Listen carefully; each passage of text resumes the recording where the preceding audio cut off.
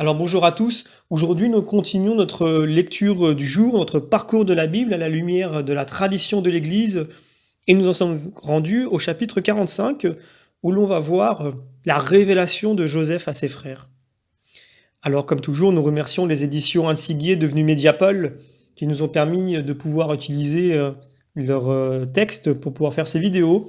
Également, nous remettons entre les mains du Seigneur puisque c'est pour le connaître davantage que nous choisissons de consacrer de notre temps aux Saintes Écritures.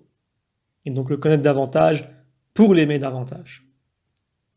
Notre Père, qui êtes aux cieux, que ton nom soit sanctifié, que ton règne vienne, que ta volonté soit faite sur la terre comme au ciel. Donne-nous aujourd'hui notre pain de ce jour. Pardonne-nous nos offenses, comme nous pardonnons aussi à ceux qui nous ont offensés. Et ne nous laisse pas entrer en tentation, mais délivre-nous du mal. Également, nous nous remettons comme toujours entre les mains de notre bienveillante mère, la Vierge Marie, qui a toujours voulu nous montrer son Fils. Nous n'oublions pas que Jésus est venu à nous par Marie. Allons à Jésus par Marie. Je vous salue Marie, pleine de grâce, le Seigneur est avec vous. Vous êtes bénie entre toutes les femmes, et Jésus, le fruit de vos entrailles, est béni. Sainte Marie, Mère de Dieu, priez pour nous pauvres pécheurs, maintenant et à l'heure de notre mort. Amen. Également, nous faisons comme toujours une petite demande spécifique à l'Esprit Saint, afin qu'il puisse venir corriger dans nos cœurs les erreurs éventuelles qui peuvent provenir de notre imperfection. Donc je commence sans plus attendre et je lis d'une seule traite les 17 premiers versets. Alors Joseph ne put se contenir, et comme il était entouré de toute sa suite, il s'écria « Faites sortir tout le monde !» Et il ne resta personne avec lui quand Joseph se fit reconnaître de ses frères.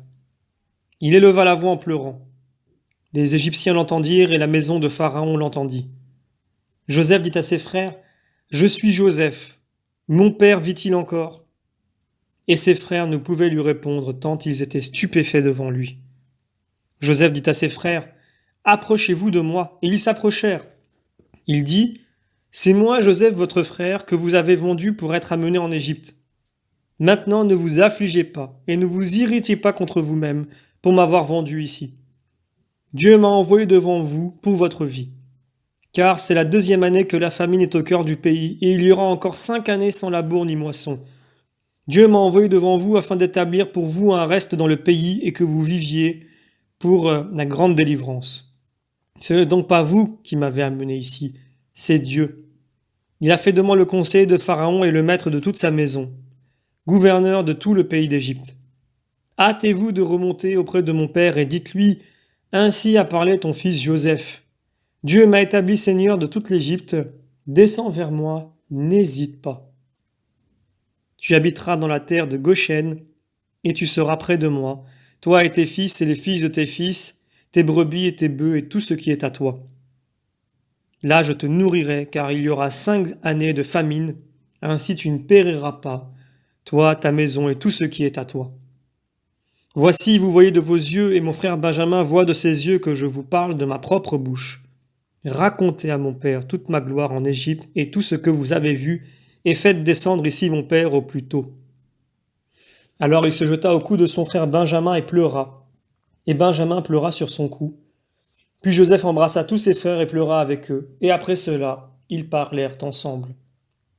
Pharaon dit à Joseph, « Dis à tes frères, faites ceci, chargez vos bêtes et parlez.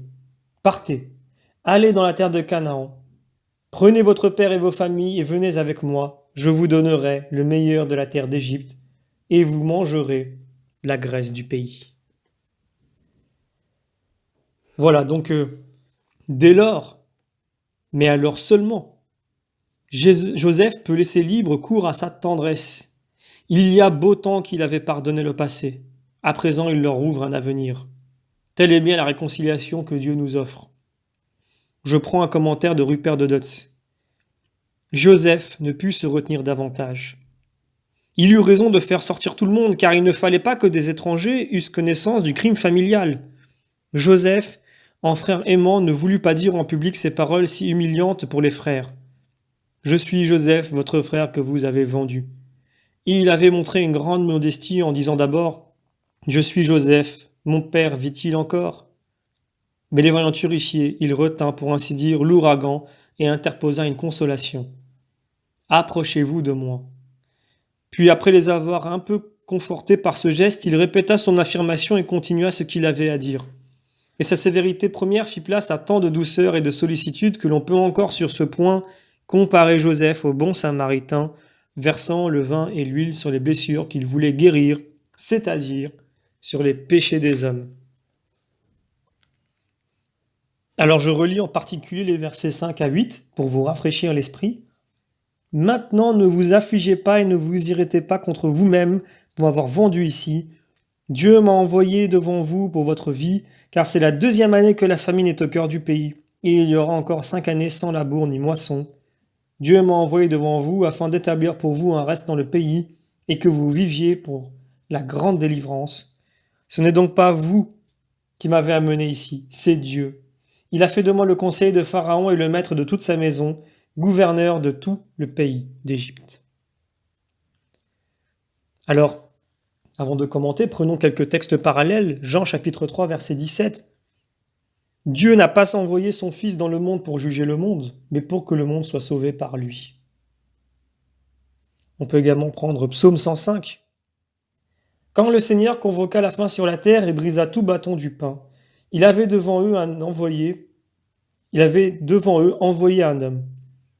Joseph fut vendu comme esclave, on meurtrit ses pieds dans des chaînes, et son cou fut pris dans les fers jusqu'à l'heure où vint sa parole, où l'innocenta l'oracle du Seigneur. Le roi l'envoya délivrer le maître des peuples, le mit en liberté, l'établit seigneur de sa maison, premier de tout son royaume, pour qu'il formât les grands selon son cœur, apprit aux anciens la prudence. Lors vint Israël en Égypte, Jacob fut l'hôte du pays de Cham. Alors il y a également un texte parallèle que j'aurais pu prendre tout à l'heure, Actes chapitre 7. Au second voyage, Joseph se fit reconnaître de ses frères et la parenté de Joseph fut présentée au Pharaon. Puis Joseph envoya chercher Jacob son père avec toute sa famille, 75 âmes en tout. Jacob descendit en Égypte, il y mourut, ainsi que tous nos pères.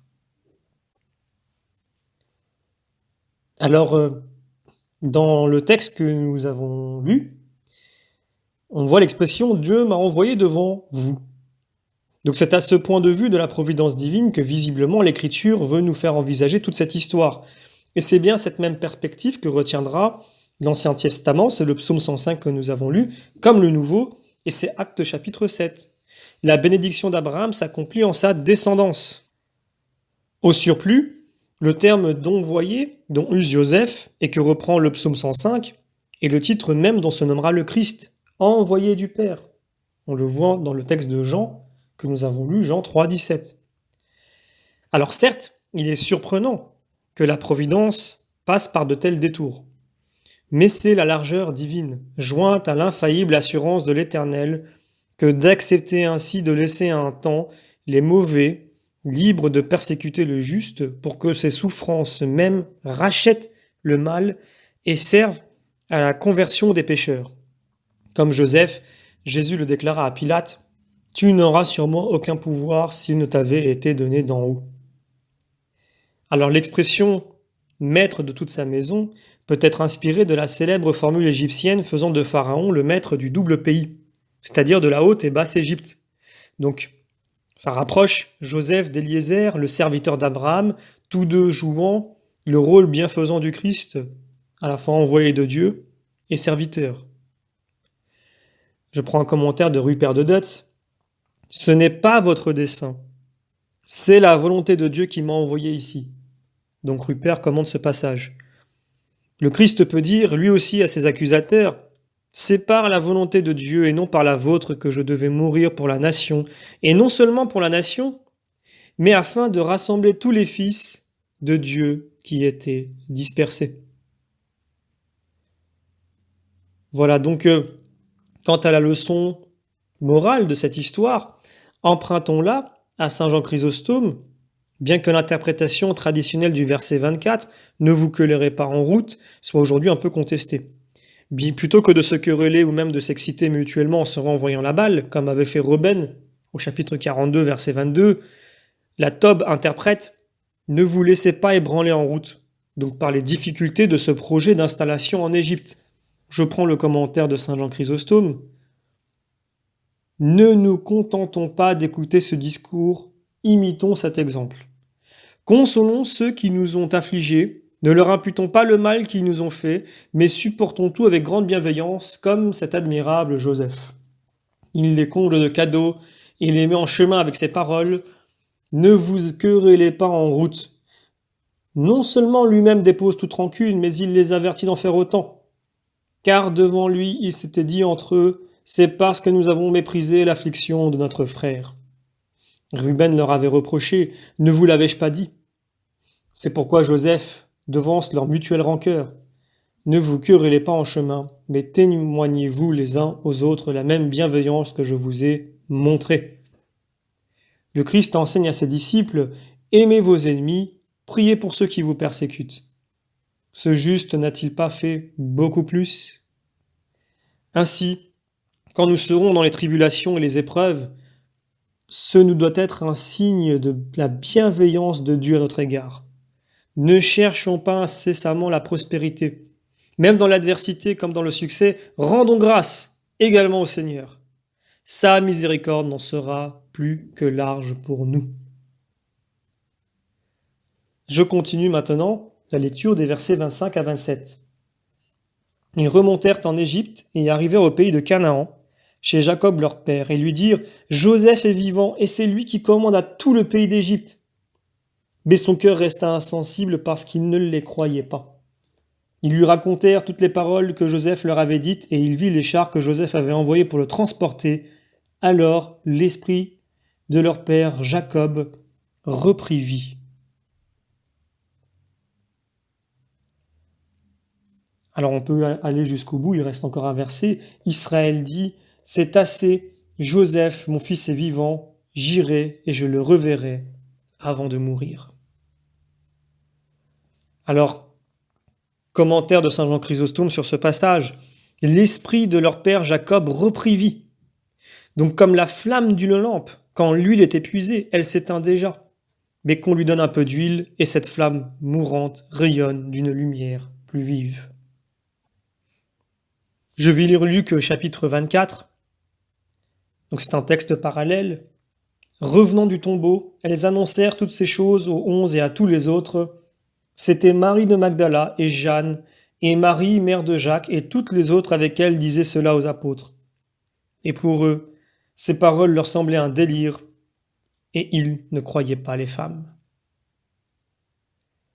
Voilà comme l'annonce d'Isaac à Sarah, donc vieillie, la résurrection de Joseph dépasse trop ce que pouvait naturellement attendre Jacob pour qu'il puisse adhérer aussitôt à la nouvelle.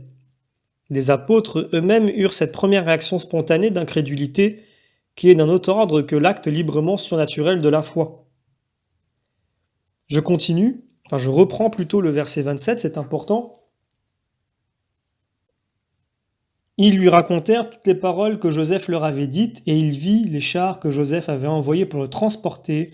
Alors l'esprit de leur père, Jacob, reprit vie. Je prends maintenant encore un texte parallèle, Actes chapitre 10. Ce Jésus, Dieu l'a ressuscité le 3e jour, et il nous a fait ce dont il se montre, visible, non à tout le peuple, mais à des témoins choisis d'avance par Dieu, c'est-à-dire à nous, qui avons mangé et bu avec lui après qu'il fut ressuscité d'entre les morts. Et il nous a chargé d'annoncer au peuple de témoigner que Dieu l'a établi juge des vivants et des morts. À lui, tous les prophètes rendent ce témoignage que par son nom, tout homme qui croit en lui recevra la rémission des péchés. Alors au sujet de cette expression, ils lui racontèrent toutes les paroles que Joseph avait dites. Comme le reconnaît la Tob, c'est là ce qui convainc Jacob de croire en ses fils. Ainsi la foi est-elle en la parole de Dieu ou du Christ, Et comme on ne l'a pas plus entendu, que Jacob n'avait entendu Joseph, il faut croire sur le témoignage, ici, des fils de Jacob, pour nous donc, des apôtres que Dieu avait choisis d'avance. D'ailleurs, le texte que je viens de vous lire, Actes chapitre 10, versets 40 et suivants, c'est la première lecture de la messe de Pâques. Voilà. Donc nous terminons ici ce parcours du jour et je vous donne donc d'ores et déjà rendez-vous pour le prochain parcours donc qui sera du chapitre 46 au chapitre 47. C'est donc l'établissement d'Israël en Égypte. Je vous remercie pour votre fidélité et je vous donne donc d'ores et déjà rendez-vous pour cette prochaine vidéo.